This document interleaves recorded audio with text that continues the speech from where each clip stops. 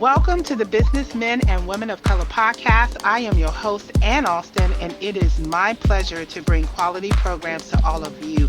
I am so excited to be here once again with another amazing speaker and author who is excited to share with us her new book, which we're going to be talking about in just a little bit.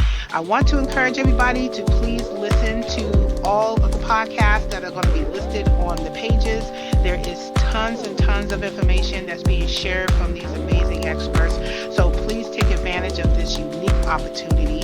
Just in case you didn't know, the purpose of the Businessmen and Women of Color podcast is to not only just share our profession and our industry information, but we're also encouraging job seekers and career professionals to enter this line of work. If you never thought that this industry existed, now you know. So please reach out to the people on here by using their contacts at the bottom of the screen if you want to ask more questions about what they do. I also want to take a moment to thank our corporate partners and sponsors, which are a family of authors, Butler Armstead Consulting Solutions, Human Resource Learning Center, J&F Enterprises, and Women Offering Wealth, along with our business partners and sponsors who's helping to make this event a success. So once again, we're here at the Authors Cafe, which is one of my favorite segments of the podcast, where I get to sit down and talk to a new author or someone who wants to share their publications with all of us. And today we have a very interesting book that I would like for Marquita Johnson to share, who is our next speaker. Marquita Johnson is the founder of SHIC, which stands for Sisterhood in Christ. And this organization is a women's empowerment group. She is also a motivational speaker and the author of Dear Dad, It's Me. In addition to her work ethics in terms of motivating people, she is also a current student at Tulsa Community College, where she is pursuing a Associate of Arts degree in psychology. And Makita details her book on how God equips for her to forgive, heal, and love in spite of her hardships. Her and her husband, Gary, are definitely in church. As of now, they attend the Powerhouse Praise and Deliverance Church in Tulsa, Oklahoma, under the umbrella of Powerhouse Ministries Unlimited, where she and her husband provides marriage ministry called No Air Between Us. And so I would like to welcome Marquita Johnson to the podcast. Welcome, Marquita. Hello, how are you, Ann? Good, tongue-tied. I'm tongue-tied. I'm telling you. There's so That's many great okay. information out here. So yeah, don't worry, we're going to get it straight. But listen, welcome to the podcast. I am very interested to hear about your book and what inspired you. But first, I want to know, who is Marquita Johnson? Where are you from? And what do you do for a living? First of all, thank you for having me. I'm excited about being a part of this great work you're doing. And as you said, my name is Marquita Johnson. I am the wife of one husband, Gary Johnson. We've been married for 22 years. We have three children, three sons, who are doing great things in the world. One is in the Army, two are in college, one studying accounting, and one studying business management. I am just I'm really a at-home mom. I've raised my kids most of their lives being at home, domestic woman, as you could say. And I've spent a lot of my time building my family, keeping us together strong and healthy, and in ministry and in church. We've done this ever since I've been married to my wonderful husband. And Wow. throughout the process, go ahead. I'm agreeing with you, Marquita, because Okay. that is one. And you know what? I'm sorry to interrupt, but that is wonderful because you don't see or hear about that unless you're older. I've been married almost 18, well, actually 18 years in March. And so I find it very refreshing that you're coming on to the podcast and letting people know that you've been married 22 years and you're still going strong. And that's a beautiful thing. Yes, it will be 23 in August. August the 6th will be our 23rd anniversary, and we are just as excited about each other as we were from the first day. And that's nothing but, I think, by God that's given us that love that we have, because we pursue Him, we pursue after Him, and that's our foundation. Is God, and that's what keeps us going, keeps us strong, and keeps us as a family glued together. Is we put God in front of every situation, and that helps us a whole lot. So that's been my life for the last 23 years, a life of pursuing after God's purpose, not knowing that the life I grew up with and the life I was living would be the purpose. And I just thought I was just going through hardship. I just thought that, I was living a broken life and growing up without my mom and dad being together. They divorced when I was 7 years old, and that was a very difficult time in my life. And even up until just recent years, I struggled with that 7-year-old little girl trying to find her way and trying to find that love from a father's love. And that's what inspired the book, Dear Dad, It's Me, was through a brokenness in me that I grew from growing up without my father.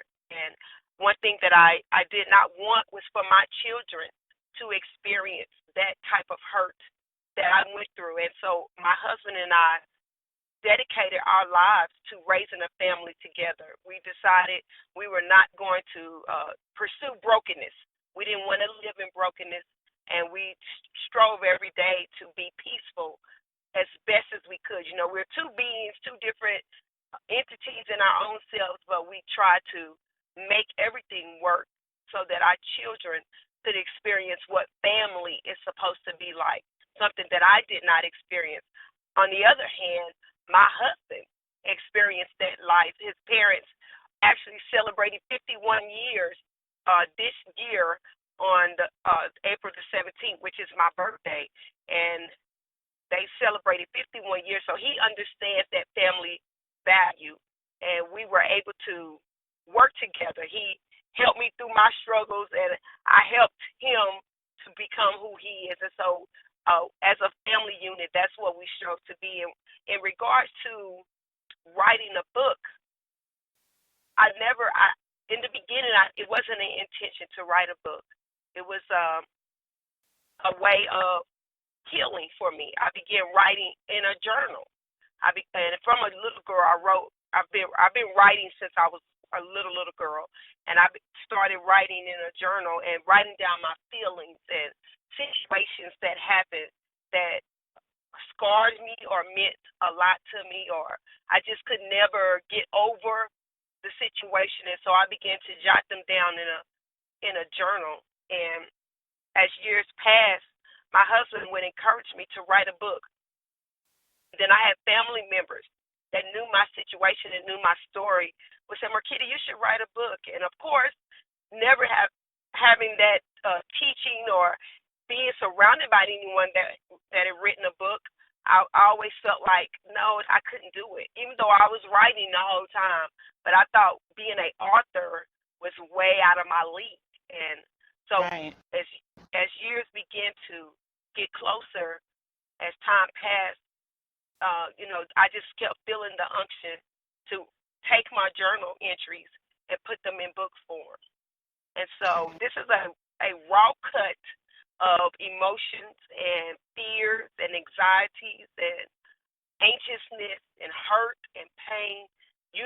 A list of things that I went through is in this book, and I did not want to alter what Right. I felt, what I wrote in the journals. I wanted Right. it to be raw and uncut as I wrote it, Wow. so that the reader could experience the Mhm. feelings that I was going through and the pain. And then on the flip side, I wanted them to experience the triumph of going through those situations and then coming out healed out of every situation. And that was the point of what I was trying to do. I really appreciate you sharing that information. I'm definitely in my mind is rolling and thinking because I have a personal story of my own, which I can relate to what you're saying. I kind of want to step back a little bit in the beginning of your statement in terms of your family, and then we're going to circle back to your book because Okay. there's a lot of information there that you shared, and I want to make sure that the listeners kind of get a sense of your motivation and your working path. First of all, I applaud the fact that you're the type of parents that are making sure that you are sticking together as a family and that you're doing that through whatever religion that you want to pick to do. A lot of people and I would say a lot of families, at least from in my generation, when I was growing up, were very tight knit parents. They were married for many, many years, and but it just seems like over the last 20 years, we don't have that type of continuity in terms of our family values. And I love the fact that you are doing this as a holistic family. You're not piecing it out. You're just saying, okay, we're gonna go through this together, and we're gonna do it together. And I think that's the best way to raise a family. There is no wrong or right way, but I think that what you're doing is the best way. So if there are parents out there, if you have something that's going on in your family, let's try to make that a holistic family, even if you're just one, just one parent, because I was one parent for a little while. But what I tried to do is that I let them know what my values were and what the values mean to them, and find out what is valuable to them, so that we could be a whole family. And that's really what's important, and I really want to applaud you for that. Thank you. um, the other thing in terms of what you do in terms of how you raised your kids, was that a personal decision to just stay home and kind of raise them so that you can make sure you have that control, or was it just, what was your reason for that, if you can talk about that a little bit? Yes, it was a personal decision. It was a hard decision, but it was personal. Because I grew up with my just a single mom, and she had to work or do other things, and sometimes my parent wasn't always there. That constant parent, she was not always able to be at my every beck and call. And when I had my children, my husband and I decided that for a while that I would just stay home, because they are kind of like stair steppers, so they were like 2 years apart. So really, by the time I got one weaned, I was having another one. And so um, we just made the choice for me to stay home and be able to be a constant presence. While he worked, I stayed home, and he was very active. Even though he worked, he was never but a phone call away to be able to come if there was ever a need. And so we just worked as partners to make the family unit work. And when I say that it was a hard decision, because I had dreams and aspirations to, graduate high school, go to college, and become this great lawyer. That was my desire. I wanted to be an advocate for children because of the things I went through. I wanted to be able to give back to the children and be their voice where they couldn't speak. And so I realized that I was able to do that within my own children. I was able to be their voice. I was able to be at the parent teacher conferences. And when there was an incident at school, I was able to be right there. And I didn't have to clock out of a job or get permission from the boss to go to my children and help them. So it worked out really good. But at the same time, I struggled with trying to balance that within myself.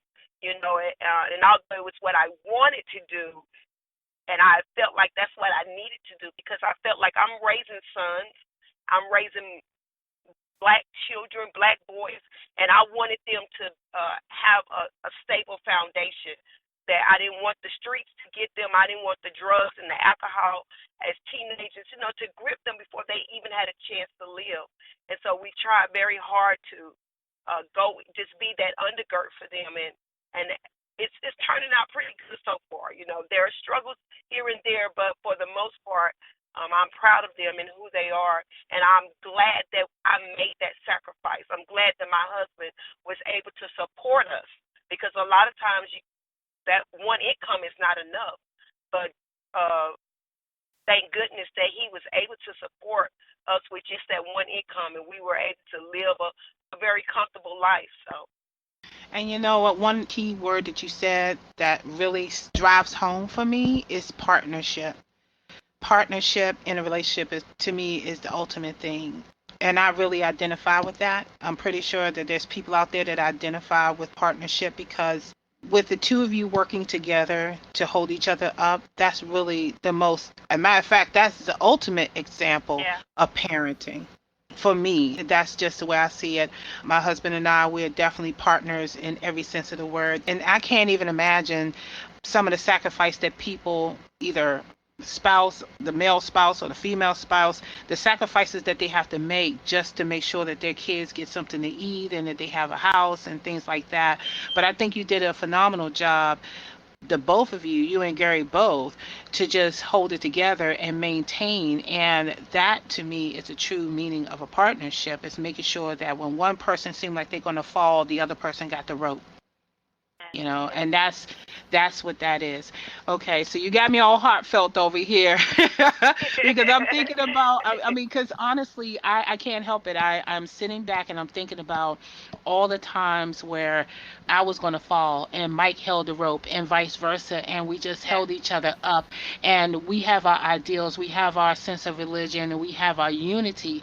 And I really want to drive this home for people who are listening, because we have to bring back the value of our family in the African American community. We just have to. It's imperative. There are too many of us out there that are single parents. There are too many of us that are struggling to take care of one or two kids, when really we could just come together and really be a family regardless of the outcome. Even if you divorce and still be in that child's life. Right. I can't express that enough, because with all the conversation, and not just this one, there are so many different aspects in this podcast that people are going to hear of why our community is so broken. And Right. just like you said, we can't continue to be broken, and you refuse to live a broken life. And that's why I wanted to go back to the beginning of your statement, because it was one of those things that I felt that it should be a point that's driven in this podcast, is that we have to mend the brokenness. One, in our family. Number two, making sure that we serve as leaders for our kids and show them examples that they are also better than us.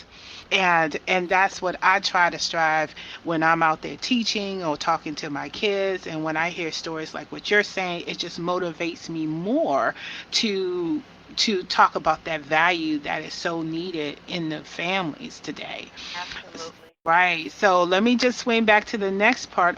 So you pretty much was doing like I was doing years ago. I mean, you started a journal just talking about your experiences and things of that nature. When it came down to the idea of writing the book, I'm pretty certain there's people out there. There's a couple authors I know off the top of my head who went through the same thing, and I want to hear your perception of it.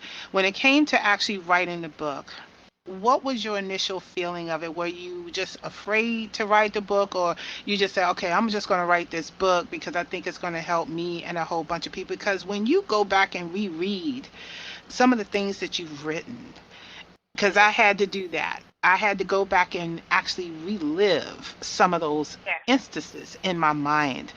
I can't even tell you or describe how I felt. And I wanted to hear if you could talk about it, how you felt. Oh yes, absolutely. The stories that I was able to write, because I had never dealt with them. I never really healed from them. They were just tucked away in some place in my heart and in my soul, bleeding out. And as I began to write each story, yes, every smell, every feeling, every tear, everything that I experienced initially came back.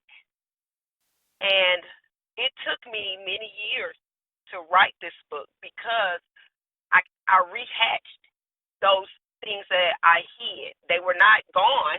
I just didn't deal with them. I tucked them away.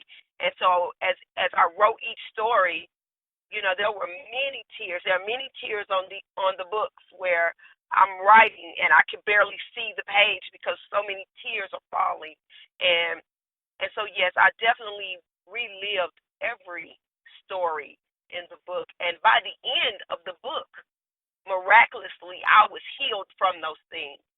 And that is why I'm so passionate about Dear Dad. It's and I'm not belittling it, but it's not the perfect written book as far as grammar and language, and it's but what I'm passionate about is there is healing through just reading my stories, because so many people experience the same type of story. Maybe you don't have the same emotion or whatever, but I didn't grow up with my mom, or I didn't grow up with my dad, or maybe my sister passed, and so by reading my story, it helps you to relate to your story. And a lot of people just want to know that they are not alone. They want to know that I'm going through this struggle, but somebody else has gone through it and they came out okay. And that's the point that I want people to understand is, yes, this is Marquita Johnson's story, but what can you grab out of the story to be healed? And that's what I went through. I went through a healing process, a purging through of all the fears and the anxieties. I even grew up with my family, with being married, having trigger words and trigger smells and, trigger emotions and watching commercials and just start crying, just things that just kept me on this up and down roller coaster, trying to enjoy my family, but still stuck at 7 and stuck at 12 and stuck at 14, those types of ages that caused me so much pain and anguish. And through writing each one of those stories, I was able to leave it on the paper, and it did not come back to me. And by the time that I got to the end, and I was finished with the book a year before it was even, I thought I was finished with it a year before it was even released. I kept trying to get it published, and it just would not flourish. And then because there was one more story that needed to go in the book, I just didn't understand what it would be, but God understood, and He was directing my path for it to come full circle, so that by the time someone else was able to read my story, they could have hope and they would know that there's purpose for them. Wow. And so that I'm gonna tell you that's amazing because that's pretty much how I felt when I written mine. It was very hard for me to write Empower Thyself just like you wrote Dear Dad, because in many ways it really represent in a sense what I was feeling and thinking, what I experienced, what I seen other people experienced.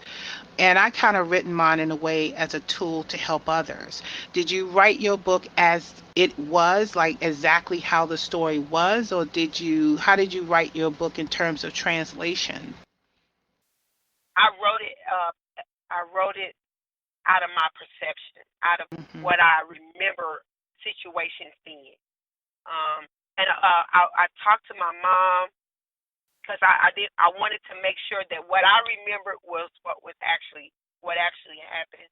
I talked to people that I grew up with who knew my story, and some things, the mind is powerful. Some things I had actually forgotten, tragic things that happened in my life.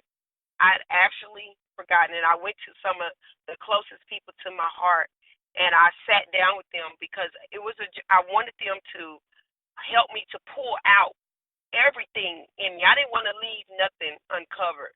And one of my biggest mentors, she said, Marquita, do you remember this happening to you?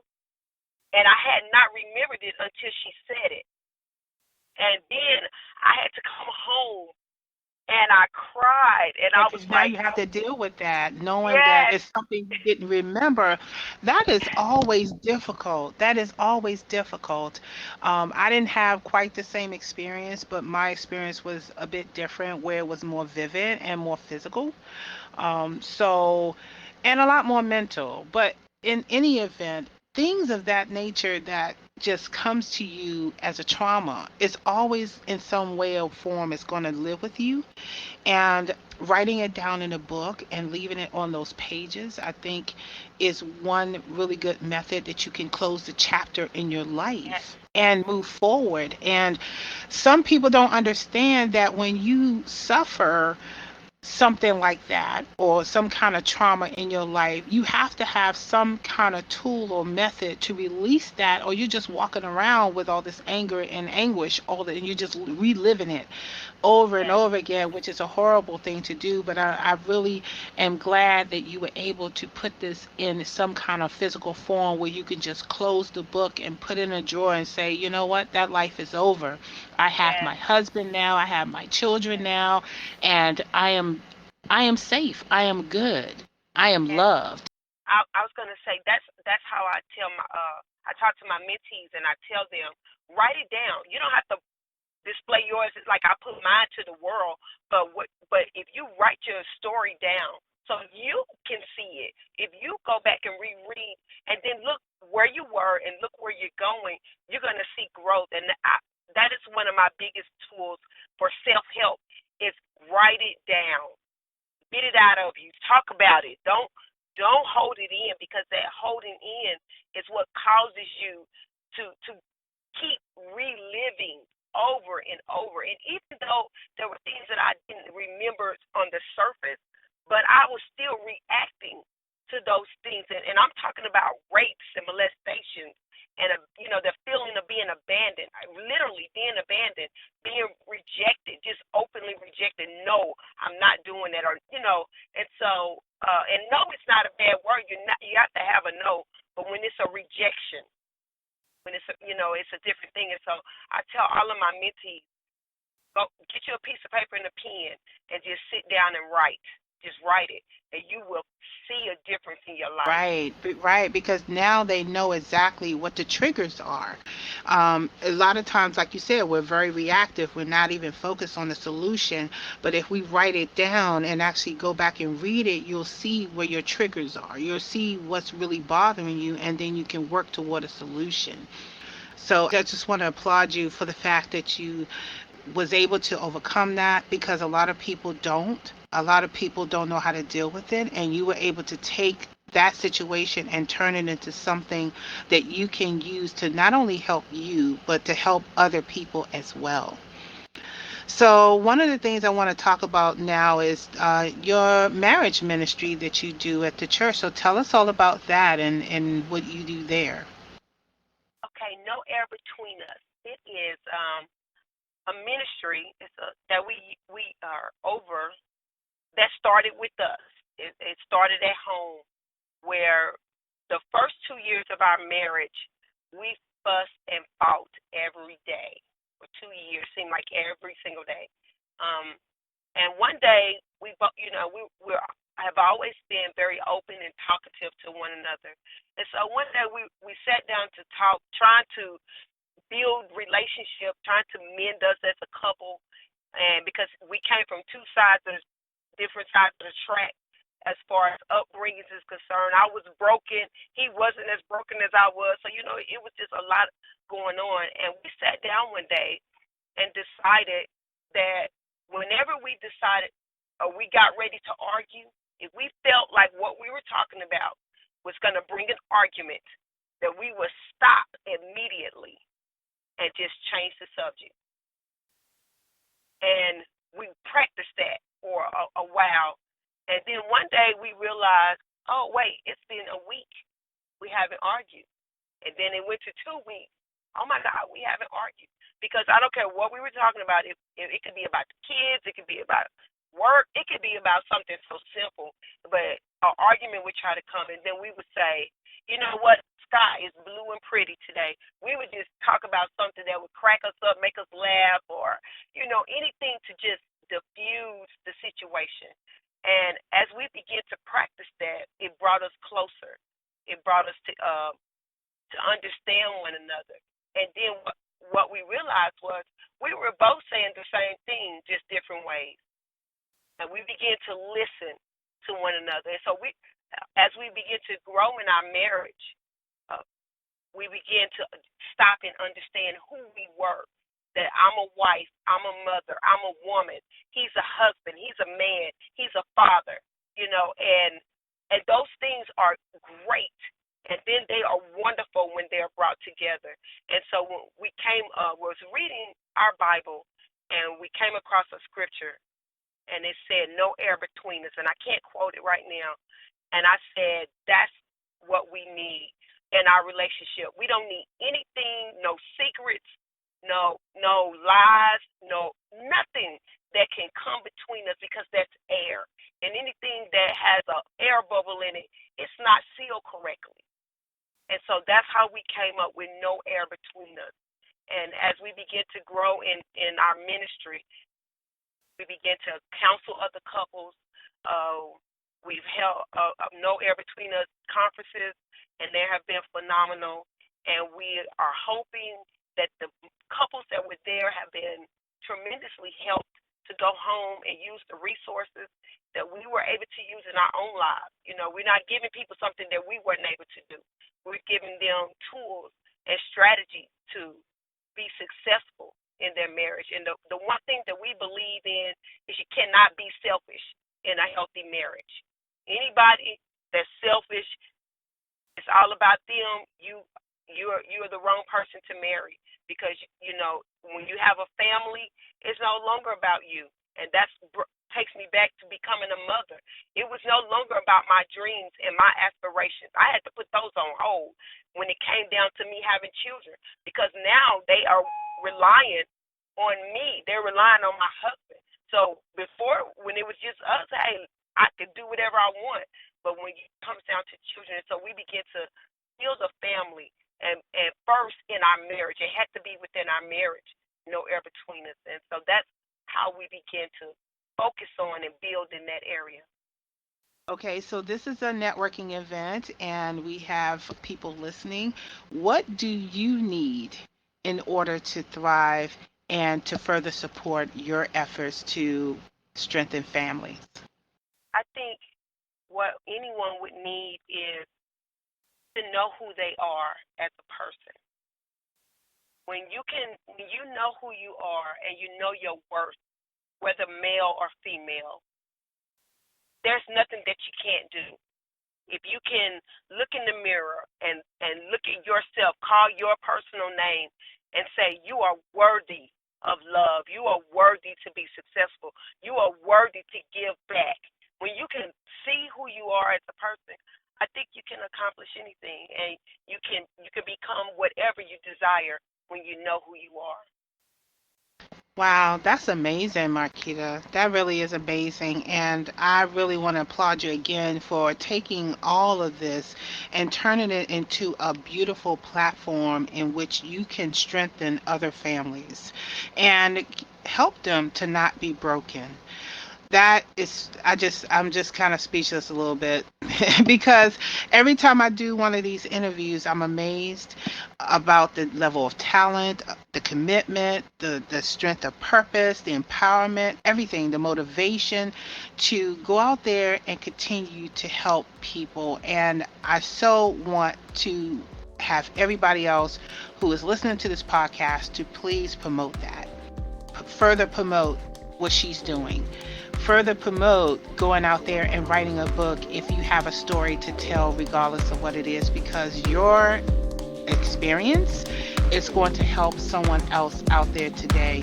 And definitely Marquita has definitely overcome a lot of things in which she was able to take almost the worst situation and turn it into a beautiful situation. So with that, I would like to thank you so much for sharing your story, Marquita, sharing everything that's so beautiful about you and your husband and your family, and coming on the podcast and sharing your personal story.